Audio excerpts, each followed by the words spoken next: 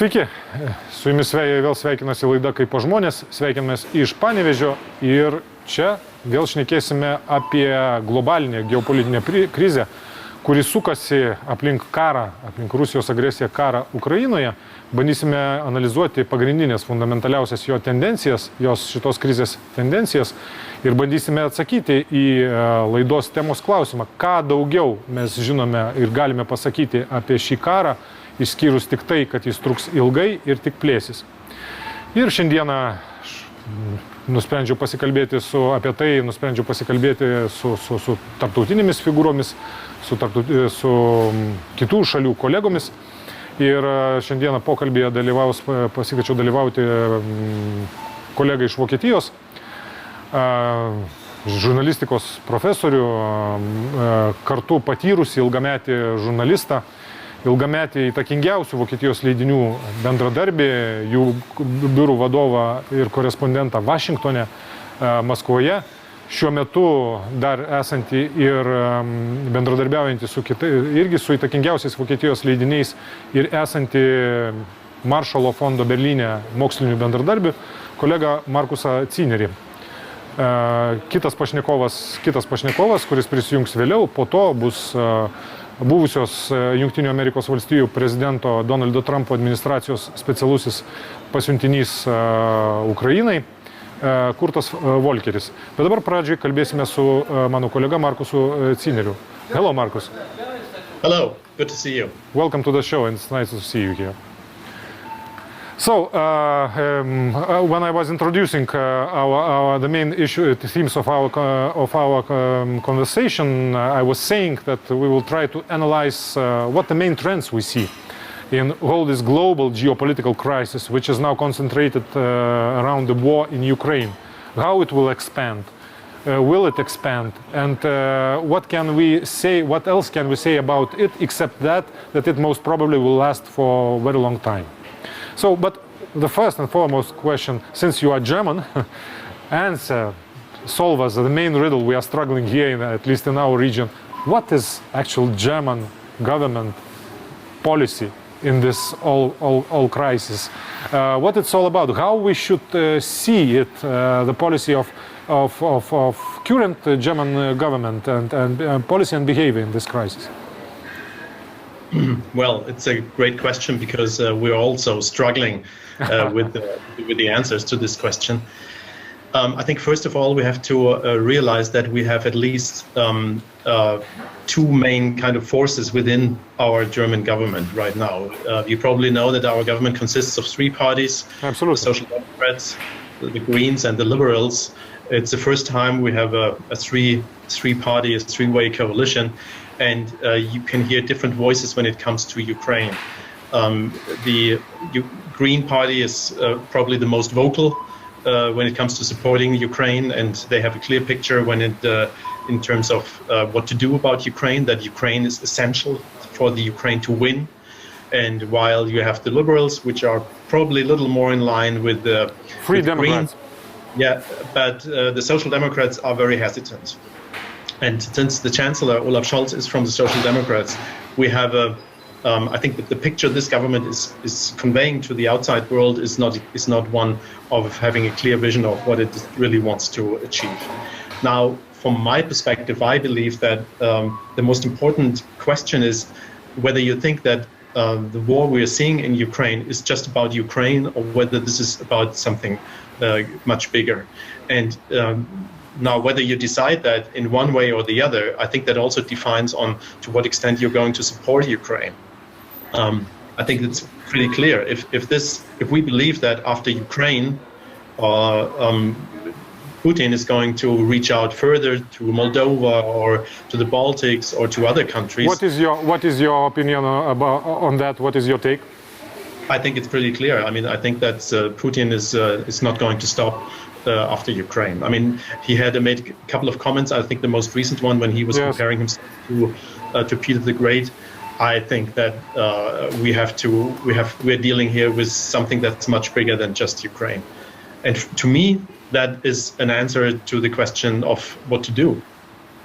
So we have to do everything we can for Ukraine to win. And to win, for me, is pushing Russia back as far as possible.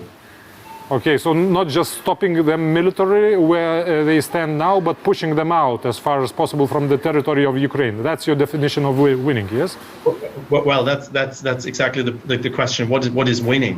I mean, you look at what Joe Biden was putting in his op-ed he had recently in the New York Times, or if you talk to Macron or to the Italians, they all and the Germans, they all tiptoeing around this question: what is winning?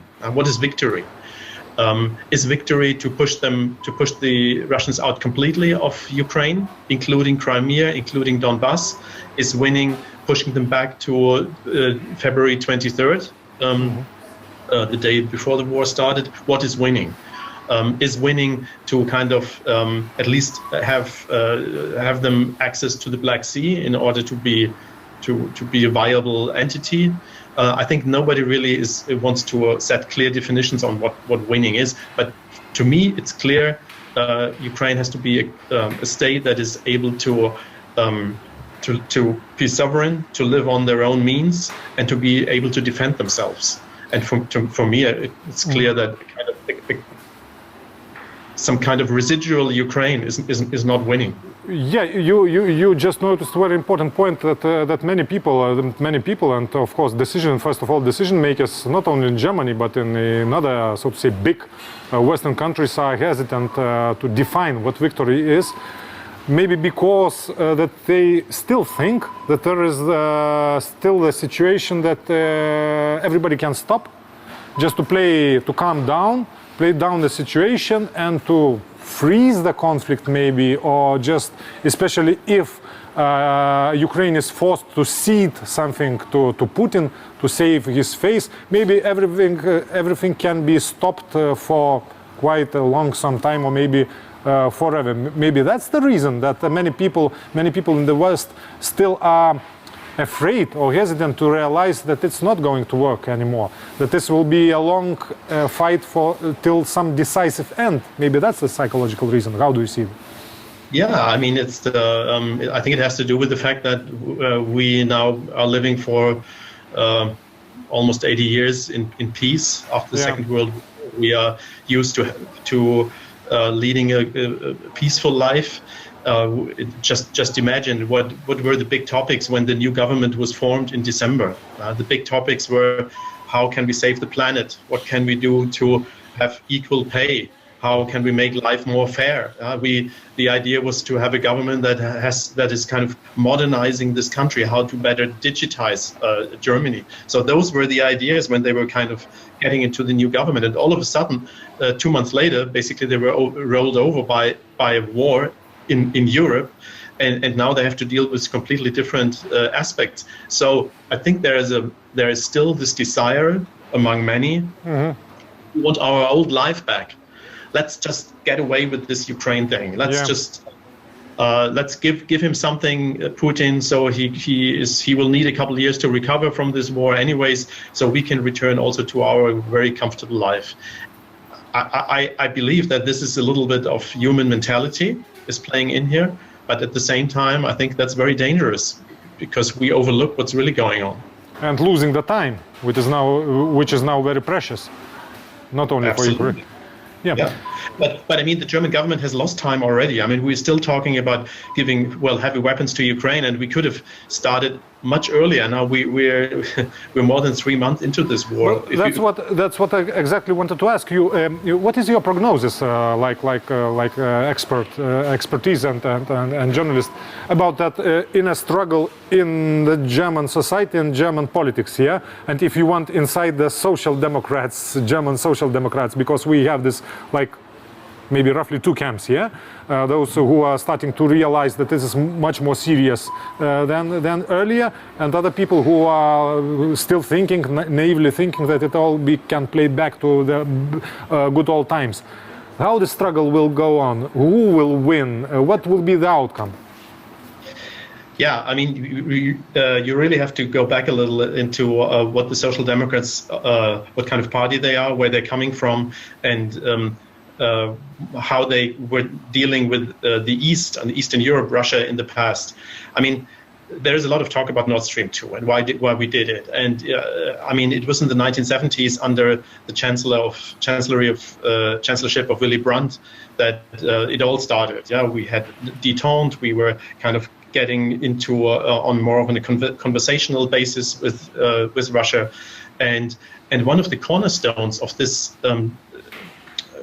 detente policy of getting on better terms within at the heights of the Cold War was to have an energy relationship.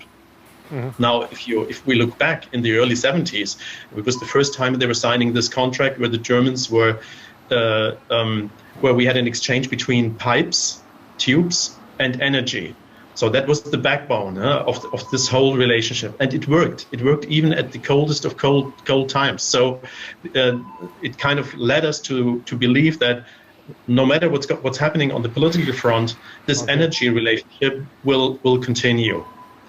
And the Social Democrats were always talking very much to Moscow. I mean, I've seen that in the 1980s when in Poland you had the Solidarność movement, and many of the Social Democrats had a hard time to really understand what was going on in Poland. They were rather talking to the communists and rather were trying to please also Moscow to not escalate those things. This was, I think, a wrong decision. That was a wrong kind of way of dealing with this. And from my understanding, the Social Democrats are still haunted by this perception of the East. Mm-hmm. And the main problem is that still too many people, not only in Germany but in the West in general, are still reluctant to understand and reluctant to accept that this reality is the brand new, so to say. It's new reality, that it is much more serious and, if you want, existential question than earlier. That's how I understand your main thought. Yeah. Yes, although if you look at the polls are split between doing more for Ukraine or doing less. You mean polls not from Poland, but polls, opinion polls, yes? Exactly, opinion polls. So you have a big part of the Germans who believe that no, we have to be clear here. We have to support Ukraine much more than we do. Yes. And if you look at the way Olaf Scholz is behaving, I mean, he gives in to public pressure. Once the public pressure has mounted to a threshold where he can't overlook it anymore, he's doing something.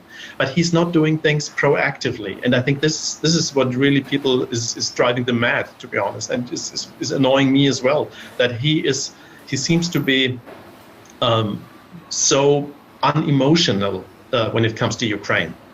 Don't get me wrong. It's probably a good thing to keep a cool head when it comes to questions of war and peace, right?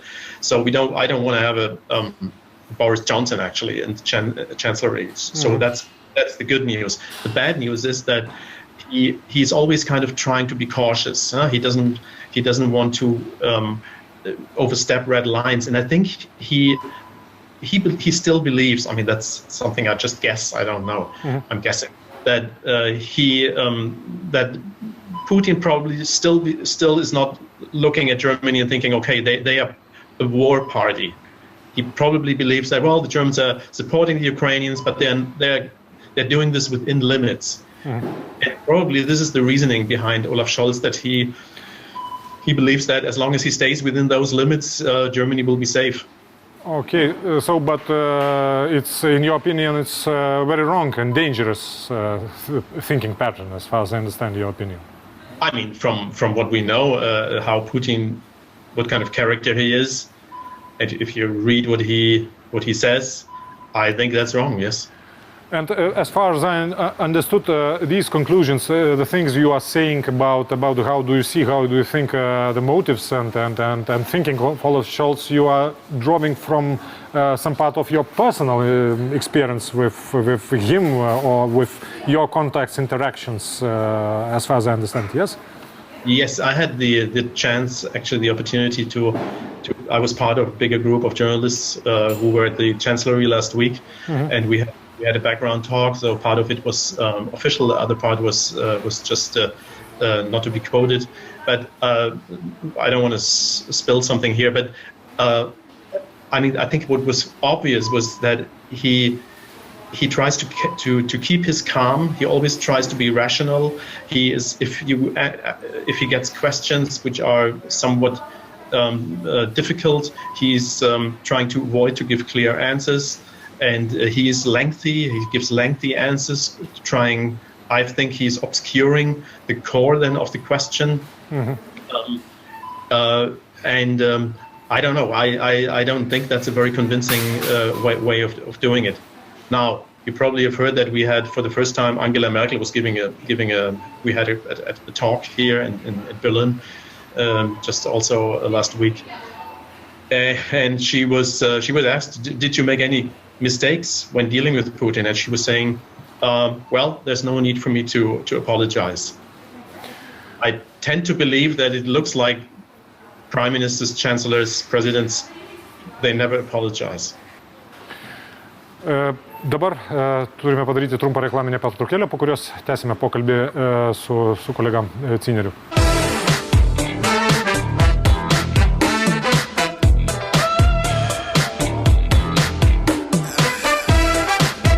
Sveiki, sugrįžę į mūsų pokalbį kaip pas žmonės, kurį aš tęsiu su savo vokiečių kolega Markusu Zieneriu. Markus, let's put the boots on the ground in Ukraine, yeah? So to say, how do you see the main things are still now happening right now at this moment, are happening on the battlefield in Ukraine? We are now both military experts, but still have some experience with military things and military journalism. How do you see the main trends, so to say, the main fundamental trends? What's your general prognosis this whole thing, this war will unfold? Well, I think the Russians have learned a few lessons from the first 3 months, and one of them is to concentrate more on certain areas and to grind on, even if it's just slowly. But they're using all the firepower they have. It's a war of attrition, and the war of attrition is meaning that it's also then a question of resources. Russia has a lot of resources. So when the Ukrainians are saying, well, you in the West, you have to help us with more ammunition, with more long-range missiles and rockets, of course they are right. I mean, they're running out of this, and they need this desperately. So this is the one thing. The other thing is, I mean, there are now reports coming out. Okay, what's really happening on the ground? Why actually was Ukraine successful in pushing out the Russians in the north when they were trying to attack Kiev, and why were they not so successful when they were trying to push back against the Russians in the south? I think there are some things we don't know at this point. What's happening within the Ukrainian army, and what do you mean? Could you more elaborate on that? Well, there are stories now surfacing about why was it possible for the Russians to be to quickly advance in the south? Why wasn't there the same kind of pushback we had seen when it was about Kiev or Kharkiv? So what was going on there? I'm not the expert to tell you this, but I think there was maybe also. I mean, also we probably have seen that Biden was accusing, or he was criticizing exactly because this is coming more and more hot issue in Ukraine, in Ukraine itself, that a lot of people are starting to ask the questions to Zelensky, even Zelensky himself. Was the country really prepared enough for such massive onslaught? And if not, why? Why he was like even denying the reports, real-time reports of American intelligence to him? So these questions are being asked, and how do you see? Can they affect some in the long-term perspective the political situation of Zelensky himself, or somehow the situation and political stability inside Ukraine? Well, I don't see that coming for the time being, because I think still seen as the one who is guiding Ukraine through this war successfully, more or less, more successfully than not. I think it all depends on what's happening in Donbass in the next couple of weeks. to what extent the Russian forces can be pushed back, and also what's happening around Odessa in the south. I think right now Zelensky's position, I think, is pretty stable. And by the way, we don't want to have a change of guards in the middle of a war. But I think if he doesn't get the help he needs from the West, he really is going to see a lot of trouble. And I mean, the many reports we've seen about the casualties, the dead soldiers, we're talking about 100 to 200 per day. Markus, excuse me, but aren't we too quick, too fast to speak about a pushback? First, Russian forces must be stopped, and now they still seem pretty much unstoppable. I mean, they are pushing forward. Yeah, there are some places where they are still holding. There are some places where Ukrainians are pushing them back. But what comes to Donbass, their main goal, and they are pushing forward. They are taking it. What if they are succeeding to take hold on Donbass, main cities, Sloviansk, Kramatorsk? How do you see the situation will unfold then? Terrible. If they advance the way they do it, it's terrible. And to be honest, we just have been talking about to what extent in the West people really understand what is going on in Ukraine. You know what? I'm not really sure that people in Ukraine, all of them, really know what is going on. I just had the conversation last Friday with a Ukrainian, and she said it's kind of weird to see that people in Kiev are sitting at the cafe, they're dancing, having a beer, and at the same time, a couple hundred miles further east, people are dying on a large scale, and the Russians are advancing slowly, but they do. So there's also a little bit of a misconception, and I mean there were pictures of people posing on captured Russian tanks in Kiev, as if the war is already over. In Maidan, there is a constant like presentation of burned down Russian military vehicles. Yeah, but what is your prognosis if Russians, God forbid, of course, but if the Russians succeeding to take hold on Donbass, at least main cities, to control whole oblasts, Donetsk and Luhansk oblasts, if they are succeeding to hold Ukrainian counterattack on the flanks where this counterattack is going on, and Kharkiv, for example, what is their next plan? What they are up to? I think it's the access to the Black Sea. Okay. We already see the results of this. Ukraine without access to the Black Sea, without being able to ship their wheat, their corn to other countries, you would deprive Ukraine of probably one of the mainstays of their economy. I mean, you already see that they are losing a lot of heavy industry in the east. They already have lost that before, after 2014, but now this goes on. As the Russians are advancing further east, and if you also block access to the Black Sea, how on earth should Ukraine, at least at a large scale, ship wheat and corn and other things to the west to export? Can they attack again Kiev, Kharkiv, Chernihiv? Well, we don't know that. I think they can. I mean, it depends really on what is the reasoning behind it. Now, is Russia really wants to kind of suppress all of Ukraine, wants to kind of capture all of Ukraine, or are they... or at least destroy it, just destroy it? I mean, you always have to think... Let's put it this way. We as rational actors... We probably think, okay, if he starts really destroying Kiev, this would produce again a wave of help for Ukraine, and kind of probably escalate the war. Now, but the question is, are we talking here that there are rational actors who are dealing with each other or not? And this is one of the big questions: is Putin a rational actor? And maybe he has his own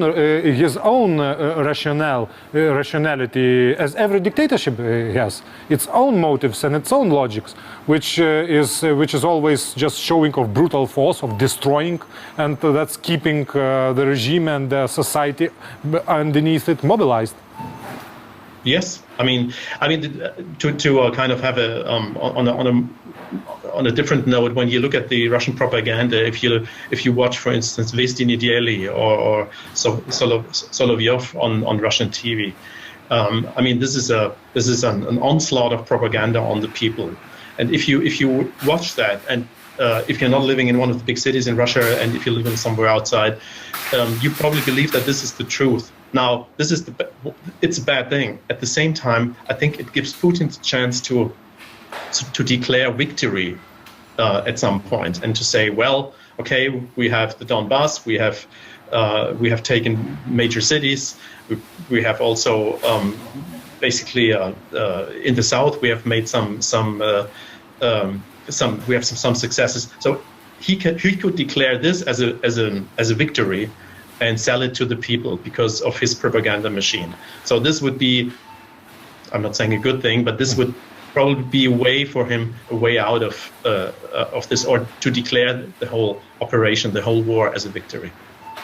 One final thing, shortly, but just looking at the strategical, so to say, historical perspective. How do you see this? Do you agree to this thought or not? That even if Russian regime reaches such kind of victory as you described and a lot of people describes, in the long-term perspective, even if it succeeds to kill and destroy Ukraine as a state and as a society, in the long perspective, in the strategic perspective, Russian regime, it's agony of the Russian regime, that the Russian regime will lose at the end of the day. Well, that's a little bit of the same question: what is losing, what is winning? I mean, for instance, if you look at the African states, they are very much behind Russia. They don't want to criticize Russia. They even don't blame Russia for the shortage of food they're getting right now. This is really an interesting kind of movement. You see India, more or less the same thing. China. Russia will change in terms of where they are looking at, but will it really be that Russia will be on their knees? I'm always a little reluctant in trumpeting enthusiastically. in believing that sanctions will bring them down, or that they will. We from the past, we know that it takes a long time, and of course it has a huge effect on Russia. But at the same time, if you believe that you are besieged, that you are that everybody is against you, that you are the victim, and this is the narrative we're seeing in Russia, then it kind of, people are rallying around the flag, as the Americans are saying, and this is something that could work to the advantage of Putin. Thank you so much for your take and for perspectives you shared with us. Thank you and see you. Very welcome. Thank you. Bye-bye. Padėkoju, sveikinu su pašnekovu, bet ne su jumis. Žiūrovai, su jumis pratęsime pokalbį po trumpos reklaminės pertraukėlės. Sveiki, ir kaip žadėta, mes tęsime savo pokalbį su žinomu tarptautinėje erdvėje JAV diplomatu, geopolitikos ir saugumo ekspertų, buvusiu Jungtinių Amerikos valstijų ambasadoriumi NATO, buvusiu specialiuoju praėjusios prezidento administracijos pasiuntiniu Ukrainai, Ukrainos klausimais Kurtu Volkeriu. Hello, sir.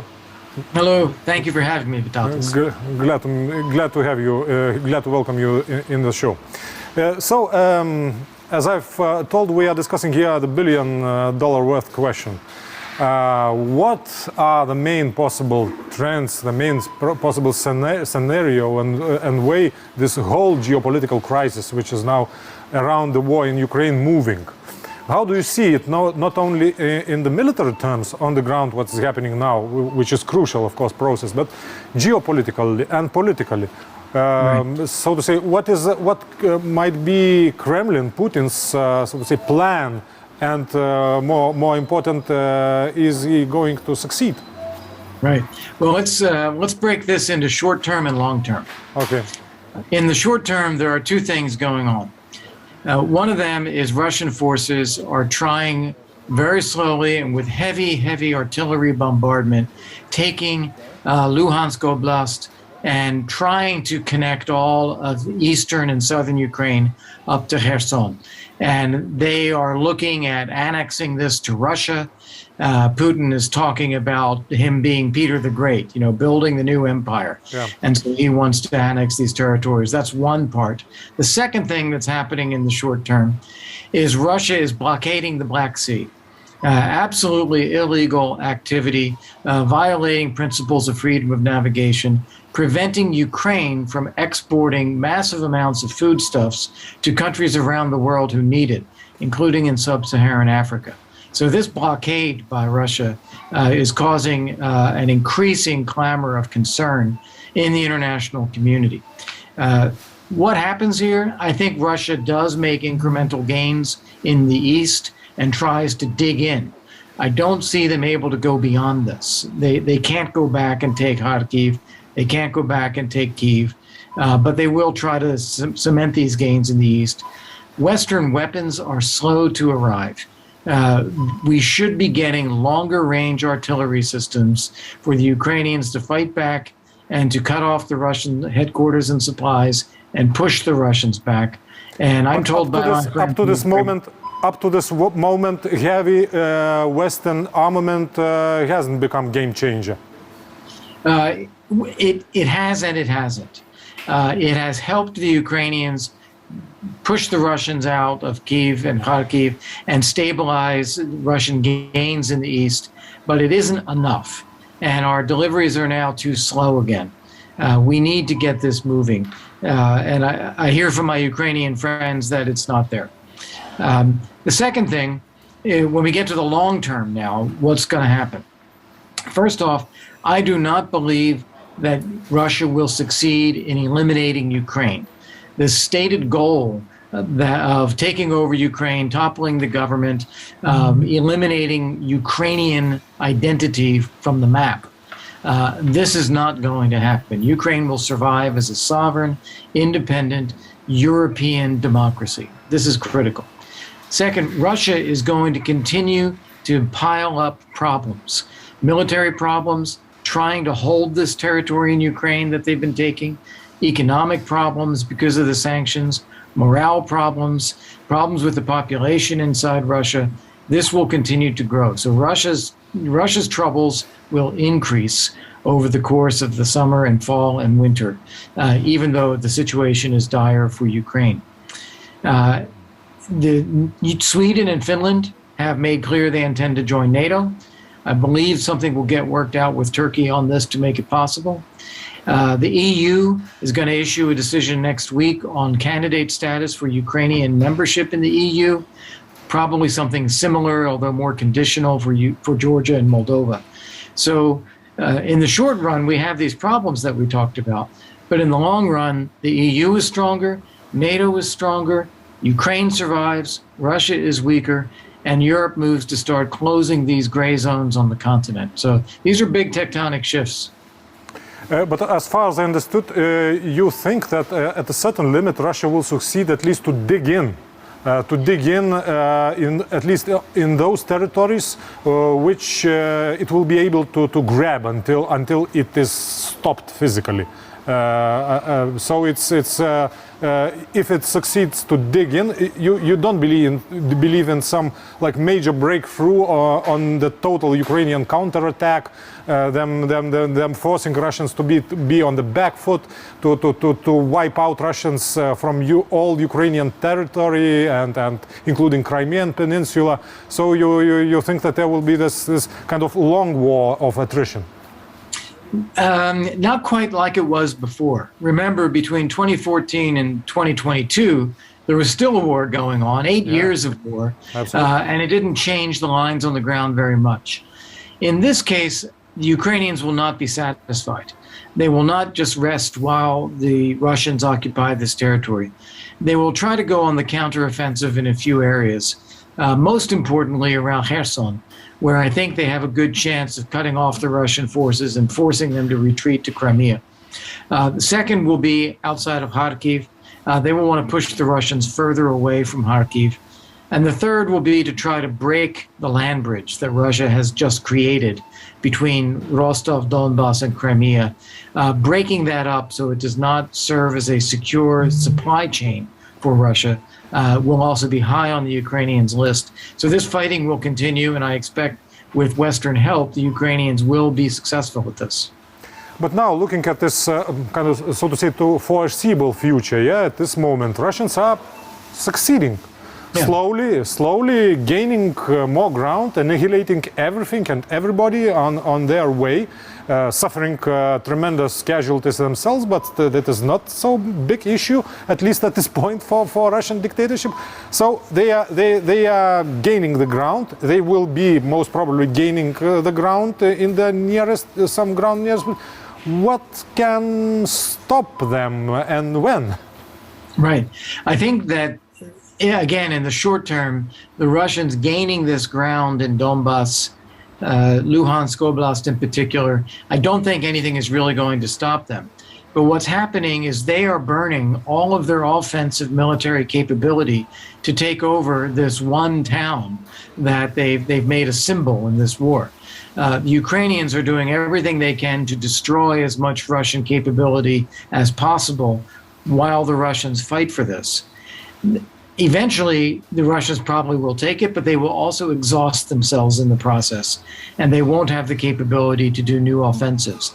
And this is where the momentum can shift to Ukraine if it can regroup and go on the offensive with more equipment and more Western targeted equipment in some of the key areas that are more strategic, such as I mentioned with Kherson and the land bridge. Okay, let's talk about Minsk 3 or Minsk 4. I already lost the count.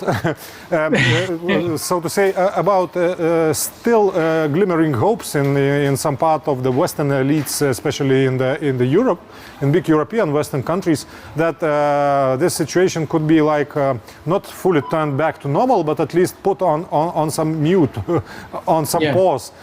Maybe for Ukrainians in some form ceding some territory, some signing new pact of truce, I don't know, of some half peace or everything. Do you see any chances and possibilities for that? Just any, or it's below zero? Right. The most important thing here is that no one should be negotiating about Ukraine over the heads of the Ukrainians, which is what the French and the Germans imply that they should be doing, and what the Turks are doing right now about the grain shipments. This is unacceptable. It's for the Ukrainians to decide what terms that they would find acceptable or not. And the Ukrainians are being very clear. They will not agree to Russian occupation of these newly occupied territories in Ukraine, period. And the Western countries should be giving Russia a message instead. Get your forces out of Ukraine, or we will continue and escalate our isolation and sanctioning of Russia to the point that you can't take it anymore. So that means energy supplies to Europe should be shut off. It means sanctions should be applied rigorously. Secondary sanctions should be applied in order to prevent sanctions busting. And no effort to give some kind of Minsk 3 or 4, whatever it is, given that Russia has made clear that it is intending to invade and take territory illegally. There should be no accommodation of that, no negotiation with that. They should be told they have to withdraw their forces. How do you see the dynamics of the Western stamina, so to say, Western political will and consolidation?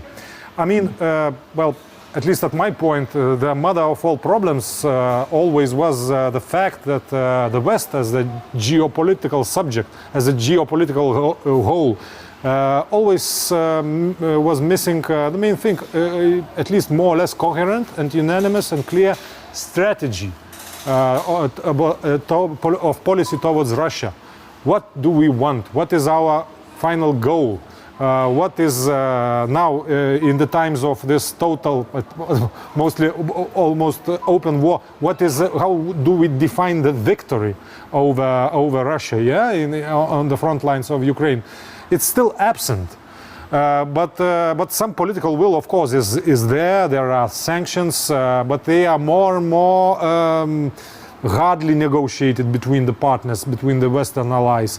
So, and sometimes you have the impression that West is losing that inner political will, pace. How do you see those dynamics? Unfortunately, I think there's a lot of truth in what you say. The West does experience a bit of fatigue when an issue goes on for a long time. People start thinking about their summer vacations. They start looking for a solution. As long as things aren't in the media, they can relax. That's all true, unfortunately. What the Ukrainians are trying to do, and I think all of us who focus on Ukraine need to do, is to remind people that this is far from over. And moreover, Russia will not survive, will not succeed, I should say, will not succeed in taking over Ukraine. And this is something that is important to Europe. If Russia were allowed to succeed, it would be a future threat to Europe's economic prosperity and its security for years and years to come. And so it's very important to Europe, the United States, that Ukraine actually win here. And we can't afford to lose focus. But we do need to remind people, because that tendency is, as you say, it is. Usually when we talk about some a little bit of strategic disarray in some separate countries, we usually mean France. But most usually, first and foremost, we are talking about Germany. And U.S. is always as a role model, so to say. Everybody is saying that we should. The U.S. is example how the things should be done. But as far as we hear, even over the Atlantics, there are a lot of quite similar discussions going on there in Washington, in U.S. media, quite same which are going in the Western media and among Western political elites. What's about, how do you see the dynamics, these political dynamics, these strategical dynamics in the U.S.? Well, again, sadly, I have to agree with you. And here are the dynamics at work. On the left of the Democratic Party, you have progressives who don't want the distraction of foreign involvement and U.S. expenditures abroad, and they don't like war.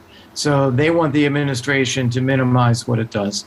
On the far right of the Republican Party, you have the pro-Trump America First crowd that thinks that, hey, why is this our problem? Let this be Europe's problem. It's not our issue. We shouldn't be fighting. We shouldn't be sending help.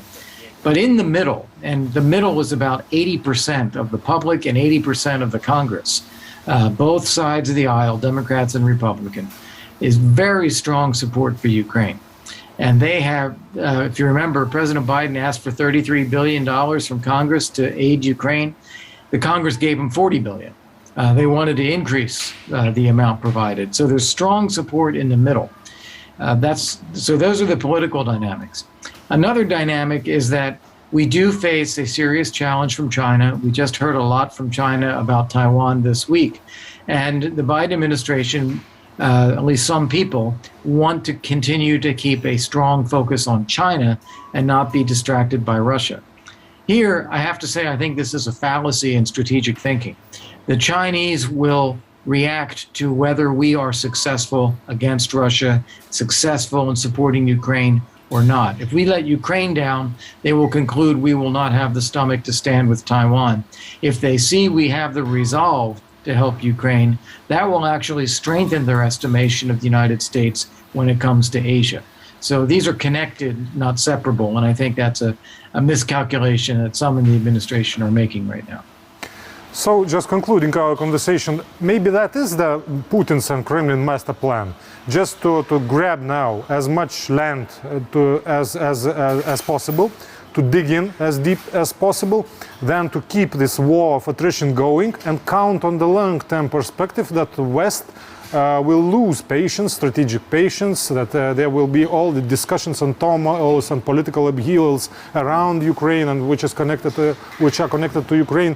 They will be bigger in the West, and there will be this bigger disarray of the political will, and then Russia will could launch another phase of the aggression more or less successfully. Maybe that's the plan, and maybe they are going to succeed. Well, it is certainly something I think Putin counts on. We talked about his invasion as a wake-up call, and now he's waiting for the West to go back to sleep.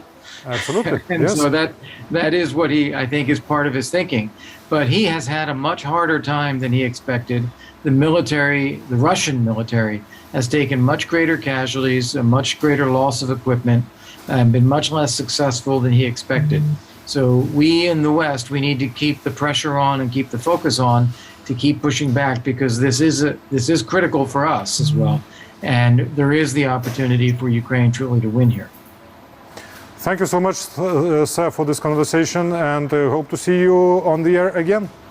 Thank you, Vytautas. Pleasure, and hope to see you in Vilnius this autumn as well, too. Štai tokios buvo Jungtinių Amerikos valstijų buvusio ambasadoriaus NATO ir specialaus pasiuntinio prezidento administracijos Ukrainos klausimais mintys. Ačiū žiūrėjusiems, iki kitų susitikimų.